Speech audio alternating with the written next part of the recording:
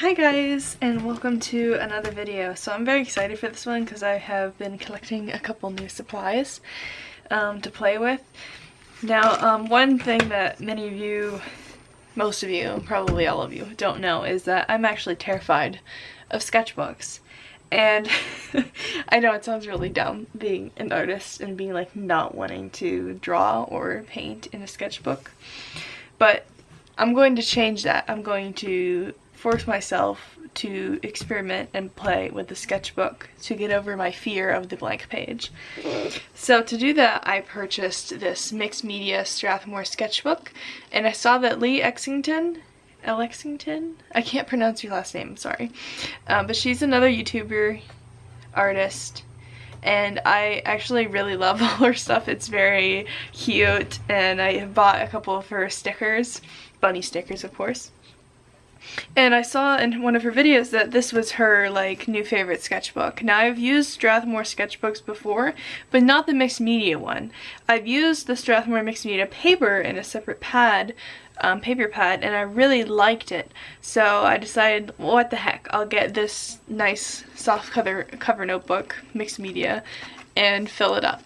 So my goal in the next couple months, I should make it shorter than that.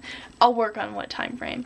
I want to fill this sketchbook, but so that is going to be a new project. And since this is a mixed media sketchbook, I gotta have some mixed media. So I went ahead and bought a 24 Arteza Gouache set.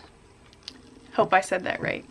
Now I've been following a lot of Arteza products lately. A lot of YouTubers have been sponsored by them, and they have a variety of products, but I've really been wanting to try gouache, and I have a couple colors of gouache that I occasionally use for watercolor paintings, but I'm not experienced with it and I don't even think I'm using it right. So I decided to get this set, pretty inexpensive, very affordable, but it got very good reviews. So this is just a little color chart on the back. And I just also decided that it was time to get a couple more brushes. And these are just simple acrylic white nylon synthetic brushes from Michaels. Now I have actually used these before. I have the brown acrylic ones that were like my very first brushes that I used for watercolor. And I really like these brushes actually for the price, for how cheap they are. They're actually pretty nice. So I got this little multi-pack. I think I paid about 10 bucks. It's about $1 a brush. Very good deal. I got it on sale. And there's some flats in here, some rounds. Looks like, might be a mini round. Yeah, I think it's just a small round. So that will be fun. I thought that if I'm going to get a new medium, a new paint, that I should get a couple new brushes too. And I just needed some more. And needed a couple more, like, flats. So I'm going to be playing with some swatches, and might do a swatch in the first page of the sketchbook to kind of break it in. I really, really like this paper. So let's get started. So the palette I'm going to be using for my gouache is my little plate that I got from CB2. Here's the label. And I don't remember who, I'm sorry. I don't remember what YouTuber I was watching when they mentioned this and for watercolor, and I thought, you know what, I'm gonna try that for like a ceramic palette because I've never tried that and I love it, and I will be getting more. So I'm gonna be using that today.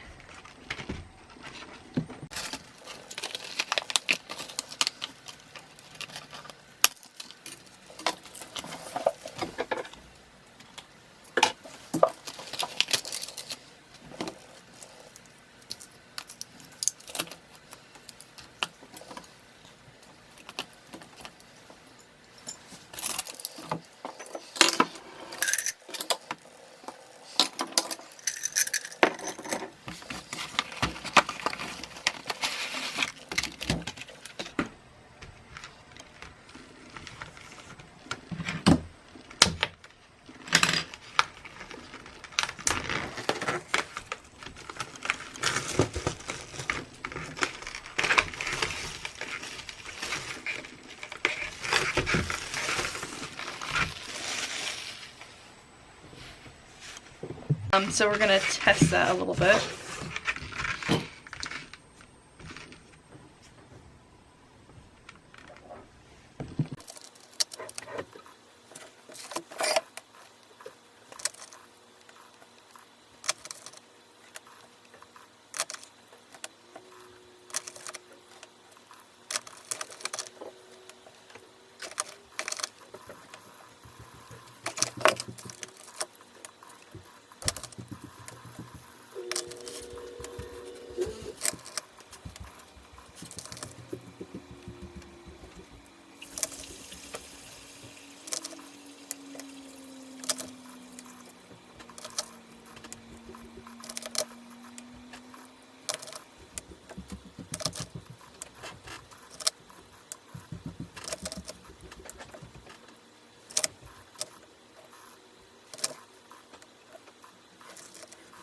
One quick thing that I just noticed is that the label white and the label titanium white have the same pigment.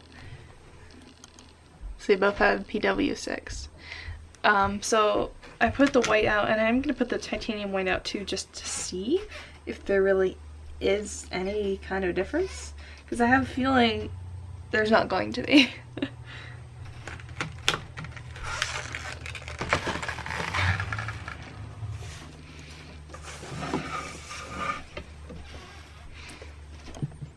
So I actually don't have voice or sound for the rest of these clips, but I just wanted to give like a little overview of what I think of these products. So far, since this was filmed, I've actually used the sketchbook quite a bit, as well as the gouache paints, and I have to say I love the multimedia sketchbook, and I kind of knew I would because I had used the paper before, as I said earlier in this video. And the only complaint I have with the sketchbook is when it is opened and you're trying to work on a page, especially like the back side of a page, it does not really lay the flattest. I think when I get more towards the end of the sketchbook, it'll be a little easier to do that, but when you're first starting it, it's kind of difficult to work with.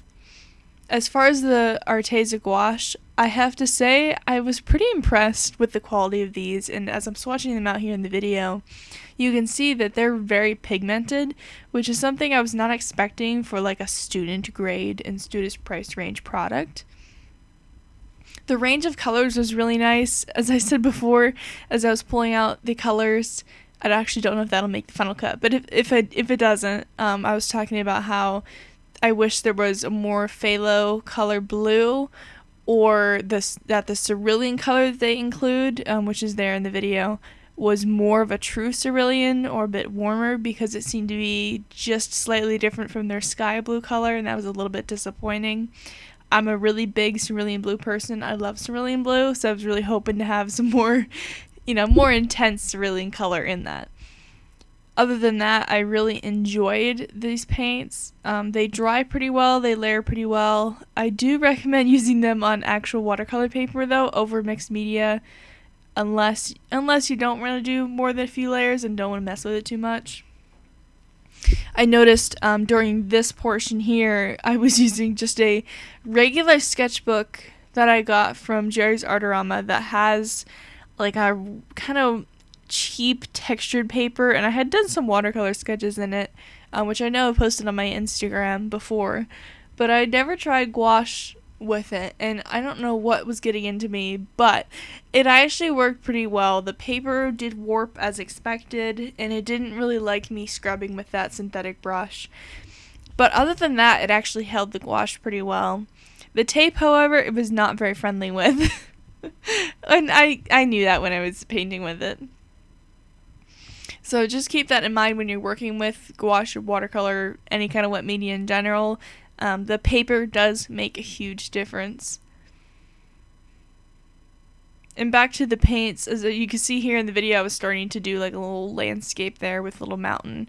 And that color combination was gorgeous. That is the Arteza Lilac and Burnt Umber mixed together. And it creates this gorgeous burgundy purpley color that I just loved, and I will definitely use that combination again.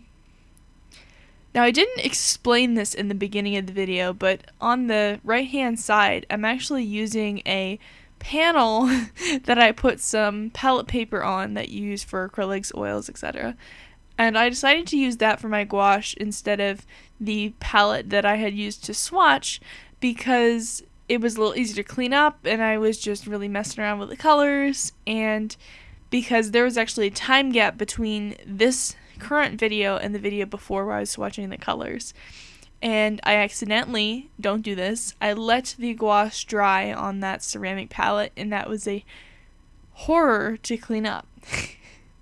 It was terrible to clean. The gouache, I'm learning slowly as I'm using them more and more. There's some big differences between the gouache and the watercolors that I'm used to using.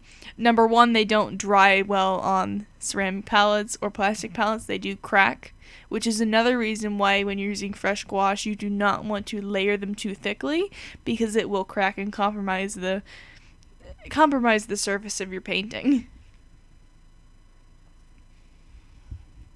So that kind of explains why I decided to use the palette paper, and that's probably what I will continue to be using for my gouache for a while, because to me, it's a lot cheaper, a lot easier to use just palette paper instead of working with a plastic palette and having to clean it off completely.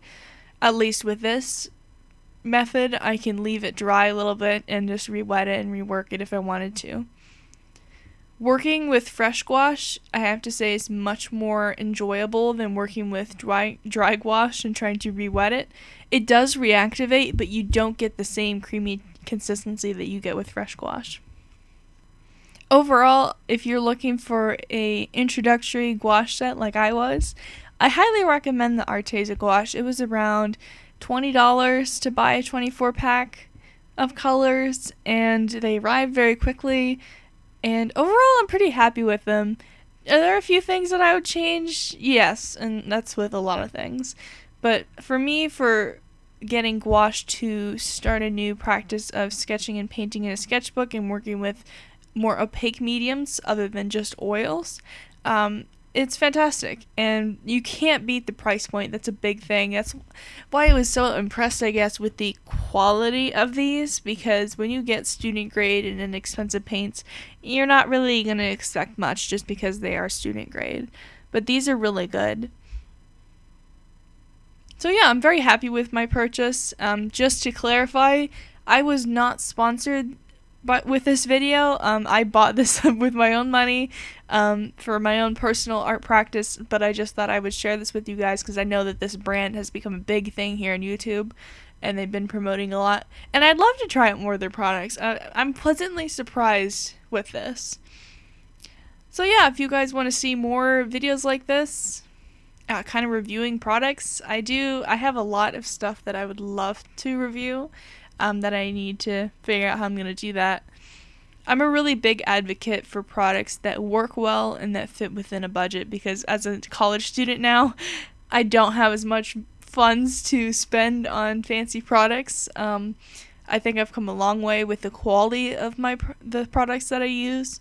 Everybody starts out with student grade stuff, that's just how it works, but sometimes it's really nice to get stuff that is archival and professional quality. And although I'm not a gouache artist originally, and I can't attest personally to how these will contend with a professional artist grade gouache, I have to say I think they'd be pretty far up there. I mean, for the price, obviously you're not getting super high quality, but for what I paid, I'm really impressed by them. I also wanted to bring up something that I was talking about in the beginning of this video about sketchbooks, because that may be a little confusing if you come this far in the video and be like, oh, why didn't you talk about that? Well, I want to expand on that just a little bit. I've never been the type of artist that kept a sketchbook consistently, meaning not even daily, but weekly drawings and having everything in one place, and getting ideas out with a sketchbook. And there's a good reason for that. I'm a perfectionist, kind of, and it makes me very anxious and stressed out when I see this nice new sketchbook, and like I want to make it pretty and perfect, and like you see online on Instagram and such. And that's just not the reality of a sketchbook. And the older I've gotten and the more I've gotten into my art seriously, as a career and through my school and everything, I've realized that the sketchbook is a tool that I need to learn how to use. And a sketchbook is an amazing place to express ideas in a non-committal way, because nobody has to see your sketchbook. And that's one thing that I've really been trying to get in my head about sketchbooks. So that was my main drive behind purchasing the multimedia sketchbook, and doing this thing with a new medium, learning gouache and using a sketchbook at the same time, kind of combining those two things. And I think it's going to be good for me. So if you're the type of person that's like me and that is not much of a sketchbook person in general, just because you fear that perfection and you fear messing up, then I encourage you to try keeping a sketchbook this year. And I would love to do another video on this, because I have a lot of opinions on this topic. But for now, that's kind of my explanation for this video and kind of the products that I chose and everything. And I think it'll be fun. Anyway guys, that's going to conclude this video for today. If you enjoyed this kind of video with kind of a mix of regular footage and voiceover and little comments and kind of chattiness, let me know in the comments. And if you watched this whole video, thank you so much. You're awesome. And I hope to see you interact with me in the next video. As always, thanks for watching.